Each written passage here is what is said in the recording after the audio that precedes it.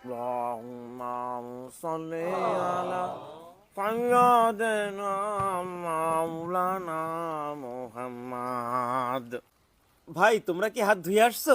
হ্যাঁ হ্যাঁ হুজুর, আমরা হাত ধুয়েছি, এখন বিসমিল্লাহ করে শুরু করেন। এই দাঁড়াও দাঁড়াও দাঁড়াও দাঁড়াও, খাবার খাওয়ার আগে 2 রাকাত নফল নামাজ পড়ে খাবার খেলে ওই খাবারে যেমন বরকত হয় তেমন সওয়াবও পাওয়া যায়। হ্যাঁ হ্যাঁ হুজুর, আপনি ঠিক কথা বলেছেন। এইসব তো আমরা জানতাম না। দেখি হুজুর কত ভালো। চল আমরা নামাজ পড়ে আসি। হয় হয়, হুজুর ঠিক কথাই কইছে, ল। ঠিক আছে হুজুর, আমরা যাচ্ছি, আইসে একসাথে খাবার খাবো। চল। যাও যাও তোমরা নামাজ পড়ো, এদিকে আমি আমার সুন্নাত আদায় করি।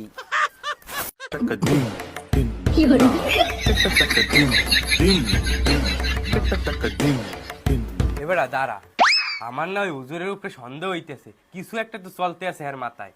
আরে ওনার সন্দেহ হবে কেন? উনি পশ্চিম পাড়ার একজন ভালো মানের ইমাম, ওনার অনেক নাম কাম আছে, ওনার সন্দেহ করার মতন কিছুই নেই। বেটা হ্যাঁ তো ঠিক আছে, কিন্তু প্লেটে মনে হয় একটা লাড্ডু কম আছে, কলাও মনে হয় এক কম আছে। এ বেটা তুই কি পাগল হয়ে গেছিস? ওরে আমি একজন হুজুর রে তুই লাড্ডু চোর আর কলা চোরের বদনাম দিচ্ছিস। হুজুর শুনতে পারলি চলে যাবে না, তুই তাড়াতাড়ি আয়, নামাজ পড়ে তাড়াতাড়ি খাবো, আয়।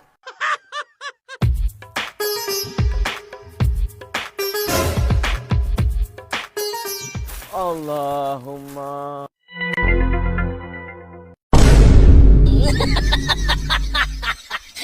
এ বেটা এই সময় তো কইলাম লাড্ডু আর কলা কম, এখন তো দেই সব কিছুই কম। তোর মধ্যে কোনো ইমান নেই? তুই হুজুরের সন্দেহ করতেছিস? আমি তো সব কিছুই ঠিকঠাক দেখতেছি। একদম চুপ করে থাক, হুজুর শুনলি চলে যাবে না। ভাই আপনারা কি 2 রাকাত নামাজ পড়ে আসছেন? হ্যাঁ হ্যাঁ হুজুর, আমাদের 2 রাকাত নামাজ